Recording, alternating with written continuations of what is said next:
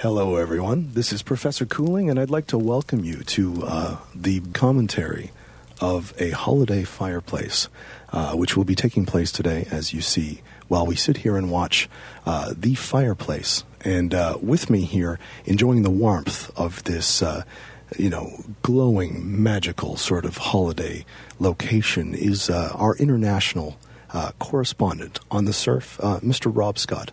Hey, diddly, Professor. How are you? Merry Christmas to all of you at home. Yes, Merry Christmas to everyone. Rob, how are you? I am fantastic. That's great. Why don't you come a little bit closer here?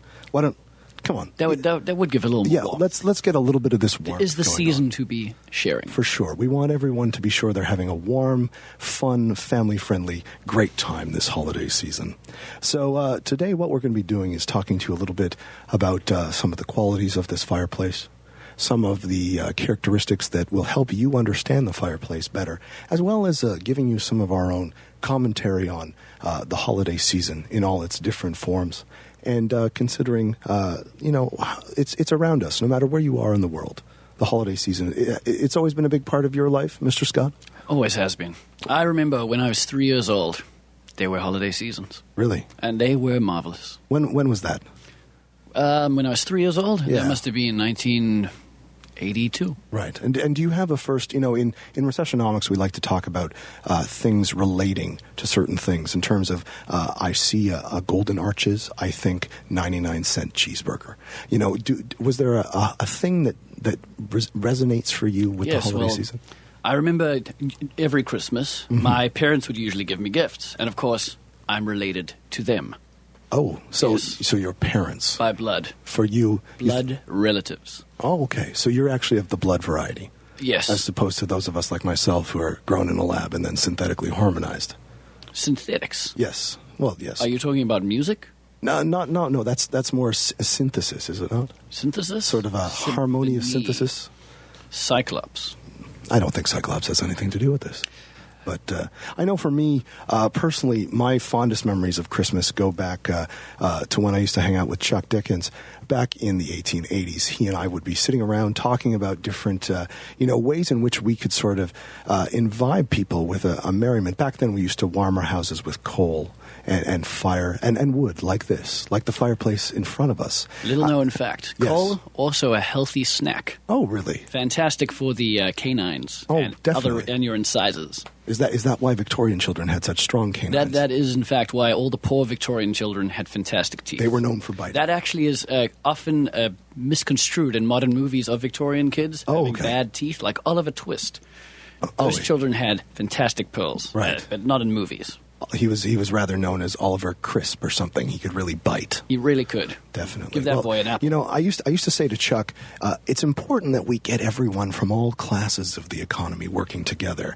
I originally had told him that it should be called A Tale of Two Pound Notes, because I thought it was important to think about pound notes that the rich had and pound notes that the poor had, because they have a few of them. And, he said, Professor Cooling, why don't you be my inspiration for A Christmas Carol? Rob, did you know that Chuck based the whole thing of the Christmas Carol on Professor Cooling? I did not know that, but I must say that has really changed the whole story for me, and I can see you can definitely the see influence it. that Because you must have had on it. The idea there that Scrooge would have not had the insight. That's the thing. He's kind of a different take. He's a Professor Cooling without the insight, Ebenezer, and he needs to think about his recession that has been or will come and different levels about how he might approach it. So, I think for me it's definitely a Christmas story or a Christmas carol and some of these things that Chuck got me thinking about way back then. Let's have a moment. Let's talk about the hearth. What do you know about the hearth, Rob? The hearth? The hearth, the place in which the fire sits. Let's talk about the hearth that we're watching in front of us. Well, the one we're watching in front of us is clearly, it's a marvel of modern-day construction. And now I want to state that you can't just put any old hearth in a fire, because to capture a fire on camera, to be enjoyed on television by millions of people, very different process from just building one in your own lounge and having it there. So really, this hearth is actually 24-karat gold, but plated with copper or some kind of so you're using a double metal system there to sort of camouflage to give the impression. It's to make sure you see, video cameras use a sort of wave frequency that captures the images. Really? Could you tell me about that? Because, see, I'm a cameraman, but I know nothing about cameras. Well, the wave frequencies, basically, it's kind of like a bat with sonar. When we just turn on a camera, it emits this sound that we can't hear. Only bats, small children, and Jerry Lewis can hear it. Okay. And it bounces off objects and then returns to the camera and imprints this onto the film. And that is how we get moving pictures. Oh, so it's more like a sonar-based recording system. Exactly. But now a regular hearth of a fireplace is not structurally sound enough to accurately bounce these waves back. Ah, okay. Hence the gold plating. It's along the lines of people not realizing they need better lighting for their, cameras they take around to weddings and things. Exactly. They're not sure they're attuned to it. Yes, exactly. Actually, interesting point. Bill Pope was the DOP on this production. Yes, Bill which Pope. is a fantastic production. And I actually said to Bill, I said, Bill, fire is light. How do you light light? And you know what he said to me? What did Bill Pope say? He said, you don't. You let it light itself. Exactly. Exactly. Was that when you were working on The Matrix with Bill? No. They filmed that in South Africa, didn't they? They filmed parts of it in South Africa. Okay. Mainly the cities. Okay. Yes. Kind of the cityscapes. Cityscapes. I didn't know because that. we have really beautiful cities. Well, this particular fireplace that we're watching, what do we know? What can we tell people about the director and how this project got started? The director here on this project was Mr. Tim Burton, correct? Yes, Mr. Tim Burton. And from what we know, Johnny Depp was in talks to play the fire? Yes, Johnny Depp was in talks to play the fire, and he actually did a fabulous screen test and a great audition, but then he just got offered another part. I think it was Pirates of the Caribbean 6 or something, right. And he was unavailable to do it. Right. But So then what happened to Tim Burton? He went through a process of trying to constantly recast, or was this an amalgamation electronically of various performances? there was some rumors of Mark Wahlberg filling in at the definitely. last minute. He's but full of fire. He is full of fire, but he couldn't gain enough weight in time. So they actually, eventually, with a lot of hard decisions, decided to use a real fire. Ah. Yes. So what we see in front of us is actually quite a very realistic It's much fireplace. like how Danny Boyle used real children from the slums in Slumdog Millionaire. Oh, that's right. Yes. Yeah. Did he pay them with fire? Because they don't have fire in India, right?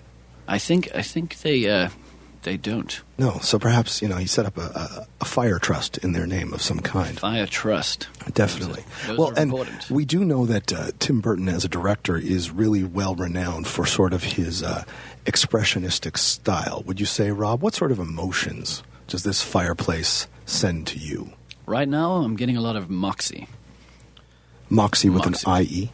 With an IE, sure. Yes. Okay. Why not? Sure. If you look carefully right now, this Yes. is a good moment coming up to illustrate this. War and Peace. Yes. On Tolstoy. Earth. Tolstoy, just in case you haven't read that. Yes.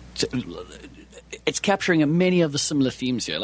I mean, some people just see this fire and they'll think, this is warm and I want to roast marshmallows on it. Right. But I see right now an entire symbolism for human existence and civilization. And kind of the constant state of being in 2 points. We are all at war and at peace with ourselves. Exactly. At all times. This idea that in our own sort of combustion is the birth of something else. The fireplaces, they consume nitrogen. Is that correct? Fireplaces consume nitrogen, So- and I think oxygen is kind of like food for a fire. Okay. It is the chicken soup for the soul. Right. Yes. But in this particular one, Mr. Burton wanted it to consume, a variety of gases. So I think it's a bit of a kind of a science fiction, almost a skewed Yes. version of And, reality. He, in fact, had to train the fire for several weeks on how to really? eat these other gases. Because fires just by nature don't. It's like teaching a cat to eat cheese. It Right. can be done, but it's tricky. Okay. But, of course, Tim Burton had experience working with cats after Batman Returns. Yes. With Michelle Pfeiffer, That's of course, true. playing Yeah. Catwoman. Yes. I've always wanted to take part in those 9 lives. Let's Yes. be honest. That's quite good. But this for me, I know from an academic perspective, is definitely far more of a throwback to, I think, German expressionist sort of fire. When I think about things like Metropolis. Oh, and Wham. Wham. Yes. Yes. When I think Fritz Lang, I think Wham. and it kind of comes together that way, in a way that, like Wham, Fritz Lang and Metropolis and some of his other films, we had to we used to have to paint the fire in our style, whether that was, through skewed set design or through George Michael, painting things on himself that he'd reveal, in washrooms all over the UK or whatever it was. That's sort of an expressionist painting upon himself or performance is what this really reminds me of. And we have to remember that when we're talking about expressionism, especially in neo-expressionism with people like Tim Burton, the fire itself is meant to portray an emotion of society. Is that a good way to think about it, Rob? That's a fantastic way to think about it, because societies have emotions. And fire is so key to human existence. If you look back in our past, when did we become civilized as a society with the invention of fire? Right. Some say the greatest invention ever discovered by humankind. Right. That's like when they filmed Quest for Fire over 4,000 years ago. Exactly. And they caught us at our best. Those look camera at what crews. fire does for us. Exactly. It gives us warmth. It was the first Snuggie, if you Exactly. will, hands-free heating. The Snuggie, quite a good product. It allows us to eat food that is not raw. No, that's true. And that means we don't die from salmonella. No, because anyone who eats a raw diet is probably on a stupid diet. I mean, Yes. raw food does nothing good for you. Raw food is basically just it's a one-way path to hell. Exactly. Not a good idea. Where there's a lot of fire to cook the food you didn't Yes. cook during your life. Fire allows us to burn our houses down, and we can claim from insurance. Oh, definitely. Yes, and I and love to scam insurance. At this time of year, who doesn't want a bigger house? No, it's true. Yeah. It's a good time to do it, most definitely. Well, let's take a little bit of a break from the fire here, Rob, and talk a bit about some of the traditions around the holiday season that we think are both good and bad. What would you say is probably your favorite tradition, that a fireplace in the Christmas season might bring to mind? It's usually roasting marshmallows. That is a great tradition.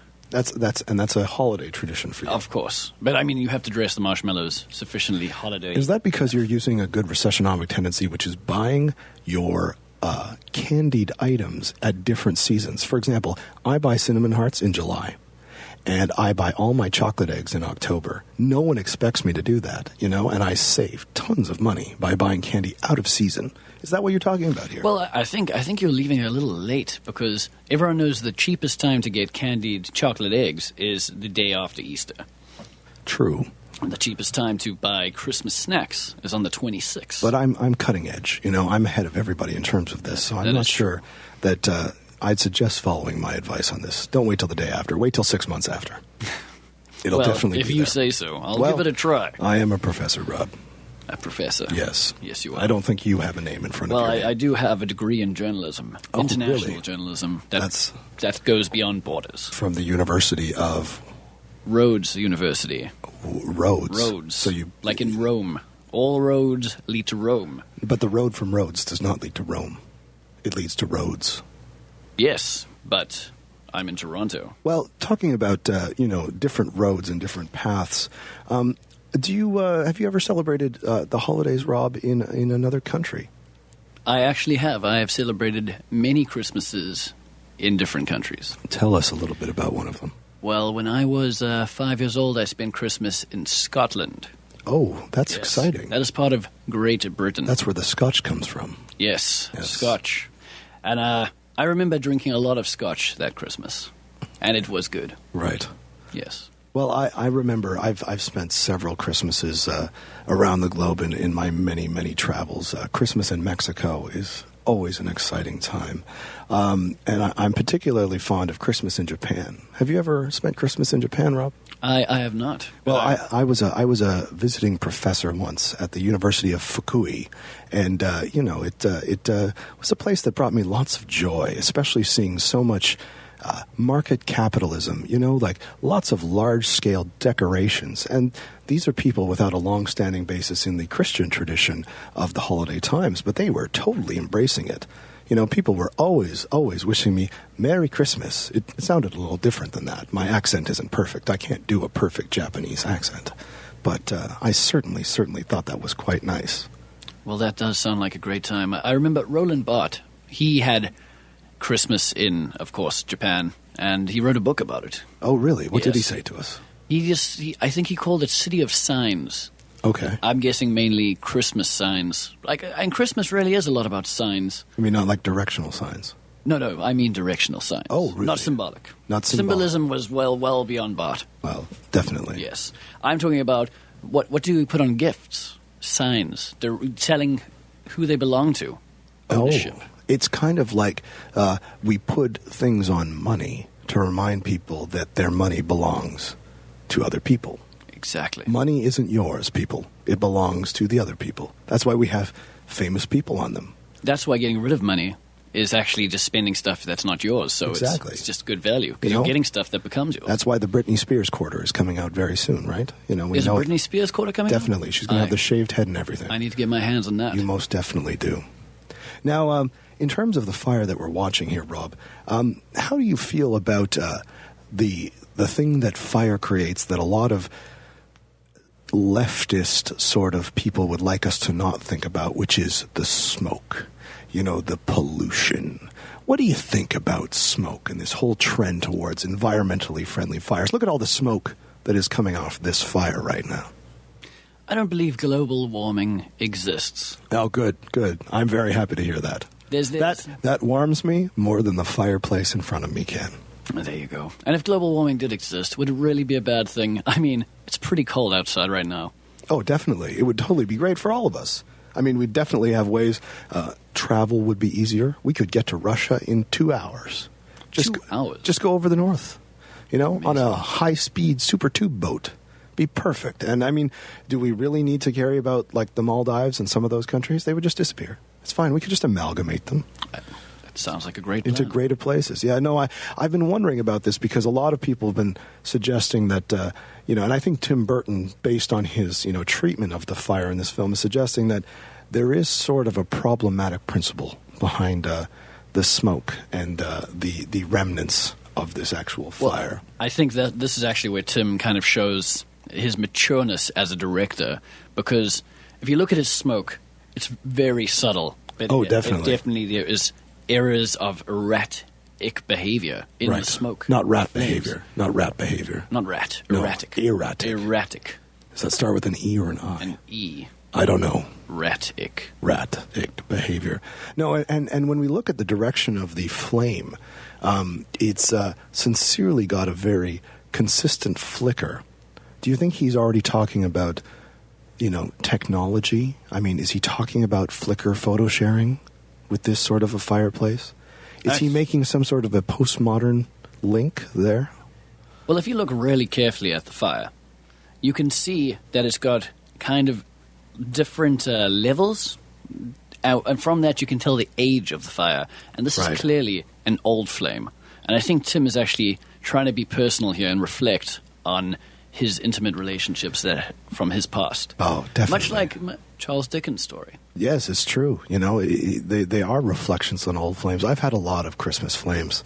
There's been a lot of times. I remember once Eleanor Roosevelt and I were in the Canary Islands, and she hadn't met Ted at this point, and it was all good. And, well, then she wasn't Eleanor Roosevelt. Oh, really? What was her real name? I believe it was Poughkeepsie. Oh, wow. Eleanor Poughkeepsie. Eleanor Poughkeepsie, yes. And we were sunning ourselves and having ourselves one of those umbrella drinks, which are so popular with the kids today, and that's when she told me about rationing food and food stamps, and she got me thinking about all the different ways I could get involved in the emerging food market in the 20s and the 30s, all right before one of the greatest recessions of all time, which was very much a learning ground for me.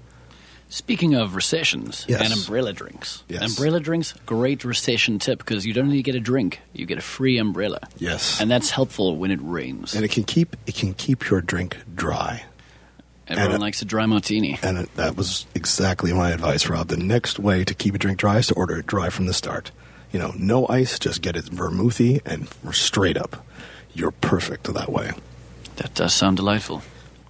Now, in terms of the holiday time, one thing that fires often get people thinking about is the weather. And I was wondering how the weather really affects people in terms of their interest in spending time with the family around the holidays. In a place like South Africa, Rob, what's it like to have Christmas in South Africa? Well, Christmas in South Africa, being in the Southern Hemisphere, is, of course, during the middle of summer. Well, that's ridiculous. No, that is 100% true. Explain this to me. So, the only time we had a white Christmas was during the apartheid regime. Oh. Yes. Wow. It was Those were summer good weather. times. No, not good times. Oh, okay. Horrible times. Crime against humanity. Well, as Nelson Mandela said. Is that like shoplifting? Shoplifting? A crime against humanity. Shoplifting. No, shoplifting. It drives prices up. Shoplifting is a crime against shops. Oh, okay. Yes, it's more like jaywalking. Oh. That's a crime against humanity. That's a crime against... Okay, fair enough. But you've never actually experienced, a holiday time with real snow. Is that true? No, I actually have not, because I spend my holidays in Los Angeles at the moment. Oh, really? And there's no snow there either. There's lots of journalistic stories there to pursue. There is. Though. In fact, I spend my days talking with Steven about his latest film projects. Is that Steven Soderbergh? Spielberg. Oh, Spielberg. Yes. Another Jew. Yes. And Spiel, as we all know, comes from the Dutch word play. Yes, it does. Because Steven Spielberg doesn't just work as a film producer, he plays as one, because his work and play are the same thing. Right, for sure. Yeah. You have a strong connection. Have you ever spent a Dutch Christmas? I once walked past a Dutch family's house during Christmas. Did you light it on fire and claim the arson? I thought about it, but I did not. They did throw some boerewors at me. Boerewors, of course, being a South African type of sausage. I don't know what that is. It's really just a very dry sausage. I've never been a fan, but it's very popular in South Africa. When we have our braais, which you people refer to as barbecues. Oh, yes, yeah. Bébécois, if you're French. Bébécois. The bébécois. Yes. Well, I speak the international language of money, so, I don't talk to the French people anymore since the euro trashed some of my favorite currencies. Let's be honest. French people don't usually have much money.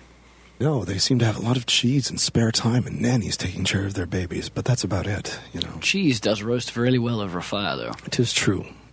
I was thinking that I might grill some fish over this fire. Some nice catch, some tuna or some halibut or perhaps a flounder. A flounder? Perhaps a mahi-mahi. You so know your fish. I do know my fish. I'm well versed in fishonomics as well. I've, and if you do check out some of our other commentaries, you'll eventually find Professor Cooling and Rob Scott bring you the aquarium commentary, where my fish knowledge comes in full arrays of colors. I remember that. That was a good day to learn about fish. It was. I knew so much about coral. I blew you away with my... You did blow me. Barrier reefs. Away. Exactly. Now, this particular, fire here that's in front of us, Rob, let's talk a little bit about sound design.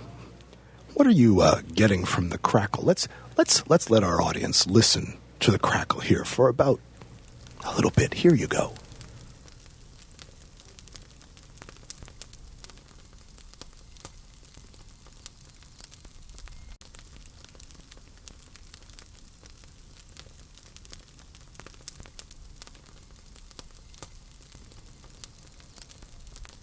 Wow, there's a real spectrum of sound there. There is, and once again, filmmaking secrets. You can't capture a real crackle. It's all done with foliage. Oh, yes. Is that what they call it in the film industry, foliage? I think so. The art of recapturing sound. Because everything you see on TV, when people walk, those aren't footsteps recorded in the studio. They're trees. They're recorded later on, yes, with Which trees. eventually become the logs in the fireplace. Yeah. Rob, you've just made sense of the sound industry for me.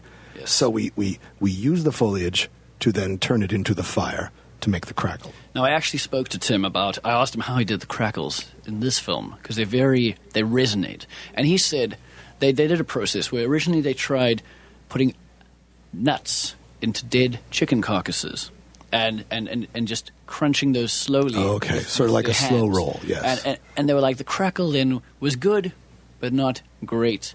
They needed more resonance, so they took the chicken bodies with their nuts inside, yes, and they filmed them in a basement with fantastic acoustics.